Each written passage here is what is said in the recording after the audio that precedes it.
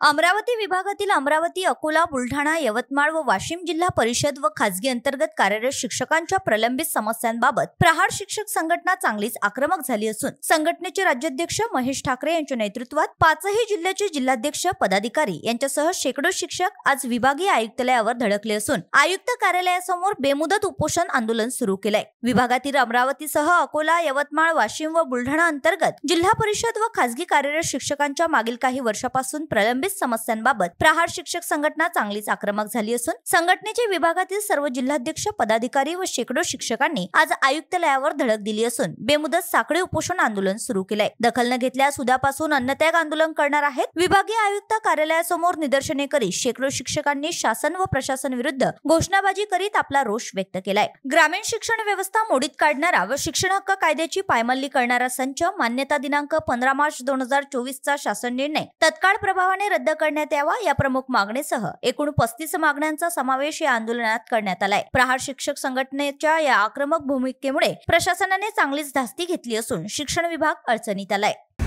प्रहार शिक्षक संघटनेचा जय असो। प्रहार शिक्षक संघटनेचा जय असो। 15 मार्च 2024 चा शासन निर्णय रद्द झालाच पाहिजे। 15 मार्च 2024 चा शासन निर्णय रद्द झालाच पाहिजे। शिक्षण वाचवा। बोगस अपंगावर कारवाई झाली पाहिजे। बोगस अपंगावर कारवाई झाली पाहिजे। एकच मिशन जुनी पेन्शन, एकच मिशन जुनी पेन्शन। प्रहार शिक्षक संघटनेचा जय असो। प्रहार शिक्षक संघटनेचा आगे बढ़ो, तुम्हारे साथ है। प्रहार शिक्षक संघटनेच्या वतीने या ठिकाणी आम्ही अमरावती विभागातील 5ही जिल्ह्यांचे सर्व शिक्षक, पदाधिकारी आणि मोठ्या संघटने सभासद या ठिकाणी आम्ही बेमुदत आमरण उपोषण आणि साखळी उपोषण, आता साखळी उपोषण सुरू आहे। आज आणि उद्या साखळी उपोषण राहील आणि त्यानंतर दखल न घेतल्यास हे आमरण उपोषणाची भूमिका आम्ही या ठिकाणी घेणार आहे। यामध्ये प्रामुख्यानं 15 मार्च 2024चा जो शासन आदेश आहे, जो ग्रामीण शिक्षण व्यवस्था मोडीत काढणारा शासन निर्णय आहे आणि ग्रामीण शिक्षणाची व्यवस्था आणि शिक्षक हे दोन्ही या शासन निर्णयामुळं एकंदरीत मोडकळीस येणार आहे। तर हे वाचवण्यासाठी हे प्रामुख्याने ती एक मागणी आहे की हा शासन निर्णय तत्काळ रद्द करण्यात यावा आणि इतर शिक्षकांच्या अशा 24 आमच्या प्रलंबित मागण्या ज्या आम्ही वर्षानुवर्ष त्यासाठी पाठपुरावा करतो आहे त्या अनुषंगाने प्रशासनाकडून कुठलीच कारवाई होताना दिसत नाही आहे। त्यामध्ये 2005 पूर्वी नोकरीवर लागलेले जे शिक्षक असतील त्यांना जुनी पेन्शन योजनेचा लाभ देण्यात यावा।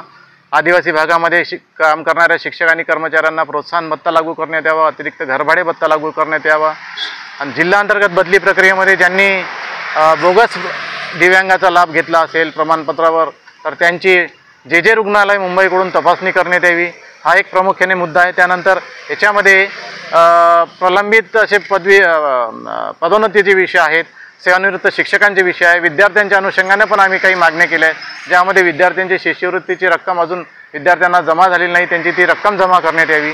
विद्यार्थ्यांना गणवेश हे शाळा सुरू होण्यापूर्वी त्यांना गणवेश मिळावे, हे पण विद्यार्थ्यांच्या अनुषंगाने 2 आमच्या प्रमुख मागण्या आहेत आणि इतर अशा एकूण 24 ते 25 मागण्या आम्ही या ठिकाणी विभागीय आयुक्त यांना सादर केलेल्या आहेत, परंतु त्या अनुषंगाने अजूनपर्यंत कारवाई होताना आम्हाला दिसत नाही आहे।